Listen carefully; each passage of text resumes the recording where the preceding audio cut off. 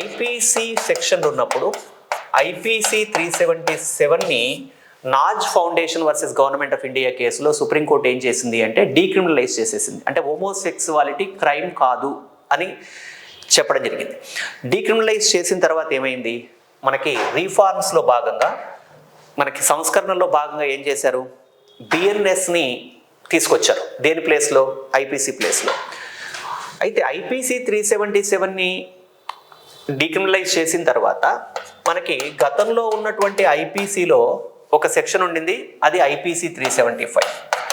ఈ ఐపీసీ 375 ప్రకారం అత్యాచార బాధితులు మహిళలే అని జెండర్ స్పెసిఫిక్గా ఇండికేట్ చేస్తున్నటువంటి సెక్షను. ఈ ఐపీసీ 375ని మనం బిఎన్ఎస్లోకి మార్చిన తర్వాత బిఎన్ఎస్లో సెక్షన్ 63లో కూడా ఏమని ఉంది అంటే only women may be victims అని చెప్పడం జరిగింది. అంటే ఇక్కడ అత్యాచారం పురుషులు మహిళల మీద చేయడానికి అవకాశం ఉంది కాబట్టి ఆ కోణంలోనే చెప్పడం జరిగింది.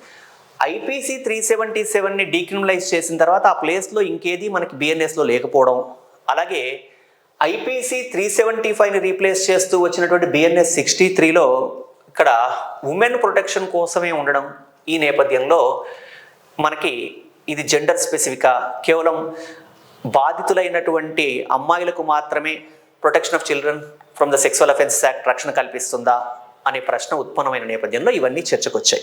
ఇక్కడ మనం గమనించాల్సింది ఏంటి, లోక్సభలో ఆన్సర్ చెప్పారు, రాజ్యసభలో ఆన్సర్ చెప్పారు, ప్రభుత్వం ఇది అందరికీ వర్తిస్తుంది, న్యూట్రల్గా ఉంది. అలాగే ఇవే కాకుండా జనరల్ క్లాస్ యాక్ట్ 1897 కూడా దీన్ని కన్ఫర్మ్ చేస్తూ ఇది అందరికీ వర్తించని చెప్పినప్పటికీ కూడా మళ్ళీ కొన్ని ప్రశ్నలు అప్పుడప్పుడు ఉత్పన్నం అవుతున్నాయి.